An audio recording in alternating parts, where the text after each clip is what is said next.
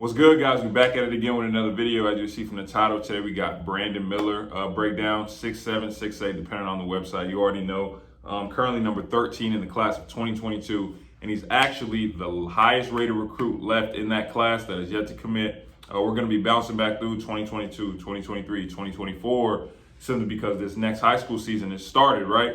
So there are a couple different players that I never really got to see, like Amari. I haven't seen Amari play live recently in a while, so I want to see him. I think we're actually going to do Elliot Cadeau's breakdown next, 2024, out of Canada. I think a lot of you guys have been commenting him, and he's also a small guard, so I know you guys definitely want to see that. So we're going to get to him soon. But Brandon, I didn't realize this at the time, but he was actually on Nick Smith's team, on that Brad Beal Elite team that went to the EYBL Peach Jam Championship against Team Final. And like I remember watching that game because I watched a couple of their games, when I did Nick Smith's breakdown. I'm like, okay, who is this kid? He looks about 6'8". He's skilled, he can play a little bit. Like I bet he's pretty highly ranked, you know what I'm saying? Come to find out, Brandon Miller, let's take a look at his stats. So over the EYBL session, he shot 47% from the floor, 27% from three.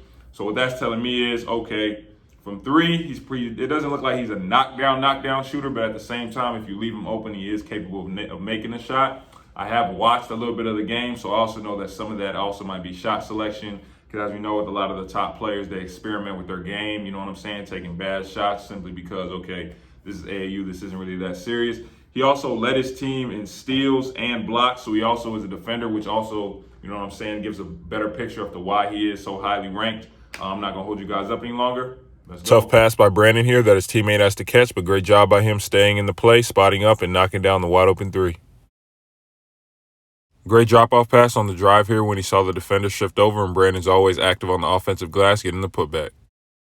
At 6'8", Brandon runs the floor pretty well, and he's also a good athlete, as you can see here, scouting for the dunk. There are times within games that he can get out of control, as you can see here. Once he drives into traffic, there's not much he can do but throw up this tough floater. Great footwork by Brandon on this possession. There aren't many players at his size that can make moves like this look like cone drills.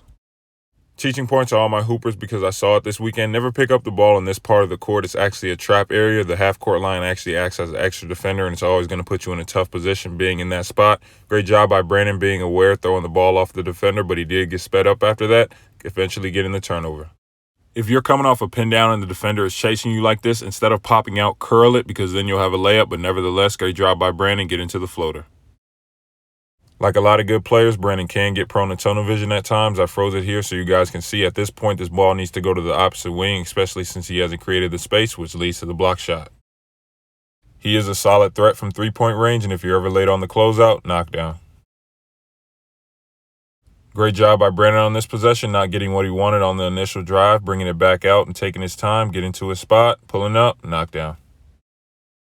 As you saw earlier, there are times where he'll leave his feet early, putting himself in extremely tough situations, which causes bad shots. Tough finish here over not only just one, but two defenders. For all my shooters, watch Brandon. This is a great job by him, having his hands ready and feet set so he can knock down the open jumper. Saw this a lot this weekend. For all players, make sure your teammate is looking at you before you throw the pass, because if not, it's an instant turnover. Brandon's array of moves can look a little awkward and unorthodox at times, but more times than not, he seems to always get to his spot and finish. This is a tough shot, especially with a good closeout by Jalen Duran, but like you saw earlier, Brandon always has a knack for the ball, getting the offensive rebound, even though he missed the putback. Again, he's extremely solid on the offensive glass, getting the putback here and finishing this game with 11 rebounds. Brandon Miller, there's two games that we do, as we all know. Usually I like to do two games because you guys like to see a little bit more film, but most of the time I'll do one of their best games and then one of their games where they didn't play the greatest, just so I can get a feel, okay, how do they look? Okay, body language, like, okay, if he's making a shot in this game and he's not in this game, is he getting down on himself, things like that. Like, I want to see that, right? So in the first game, this was earlier in the AAU season. I think he probably had like 24, 26. Second game, this was the Peach Jam Championship game. I think he had a double-double. He had 11 and 11, but he didn't really shoot it that well at all. So I just wanted to see, okay, especially with Team Final when they had Derek Lively, Jalen Duran. These are top 5 players. Not saying that the Lightning didn't have, top players. I'm pretty sure they had Elliot Cadeau on that team. But against, top 5 players in your class, I want to see what you look like, right? So let's hop into this game, right?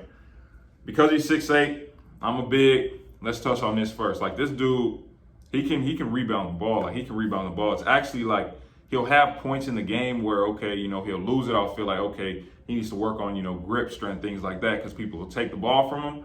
But what he has is a knack for finding the ball. Some players, I've played against bigs like this, you hate to play against them, bigs like this, they'll find the ball finds them. So with him, somebody will miss, it'll seem to just fall right into his hands, or, you know what I'm saying, he'll miss. Every time he misses, this dude is coming like right after his miss, right after it. And most of the time he's getting it back. So like that's extremely high level, especially for a player of his height, especially against team final when they have two top fives who are like 6'10", athletic, and you still get 11 rebounds. Like that's big time, right? So for him offensively though, like I said before, it looks like he can shoot. Now, I'm not gonna say like he's a shooter, like you leave him wide open, he knocking it down 9 times out of 10. But if you leave him open, he's gonna hit it probably at least 6 of them. Like he can knock it down. And he also shows, it looks like it's developing, but he shows that off the dribble, he's looking like he's starting to develop that off the bounce, pulling up from 3. Also his footwork in the mid range, like y'all saw, gets it on the wing, opens up, jab, one dribble pull up. Like that's tough, especially at his height. What have I said before? What's coming in the league? These 6'8" to 6'9" versatile forwards who can create for themselves and can create for others. So he fits that mold. You see it. He can come down, hezzy, pull, open up, jab. You know what I'm saying? His game can get a little bit unorthodox at times, like you saw. He'll sometimes get off balance and it'll look weird, or he might not create the space. But at his height, at his length, he can still, you know, finish over defenders, right? Speaking on like the unorthodox things like that, there are times within games that like he'll jump too early, or you know what I'm saying, he just gets sped up and he'll get to a point where, and I tell you guys all the time, especially guards, never jump in the air like to do anything. The only time you should jump in the air is when you're shooting a jump shot or shooting a layup. So for him, like you saw, he's jumping in the air and it kind of looks like he doesn't know what he wants to do with the ball. It's looking like he's trying to make the choice as he's in the air. So he'll jump. Okay, I don't see a teammate. Okay, I got this floater. I got to shoot this floater, or I'll jump. And you know what I'm saying? I got to take this contested jumper because I don't see anybody open. So we'll have moments like that within games that you'll be like, okay, he is like a little bit raw. He's still learning, you know what I'm saying, how to move, how to think the game, things like that. But like you did see, he does have pretty good pace. Like he didn't get the drive, bring it back out. Let me come off this pick and roll, take one dribble, get to my spot, raise up, knock down. So like this dude can play. He can play. Also, there were times, like I showed you, you can't get a little bit careless with the ball, or, you know what I'm saying? I saw it a lot this weekend with our prep school. Like before you pass the ball, make sure your teammates can see you about to pass it to them.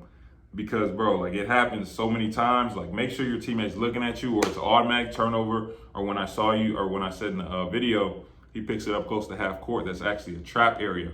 Guards are going to come trap you at that point, because that half court line actually acts as an extra defender. You can't go back over, or it's backcourt. So all of a sudden you off your back foot, all of a sudden you don't know what you got to do. So even him, he throws it off the defender, he gets it back, but he's still sped up, so it ends up being a turnover. But all in all, like Brandon, like I've said before, this dude's potential, like a lot of these dudes, like their potential is huge. Like this dude is 6'7", 6'8", can knock down the 3, has no problem getting off the glass, pushing in transition. I'm not really seeing how many assists did he have.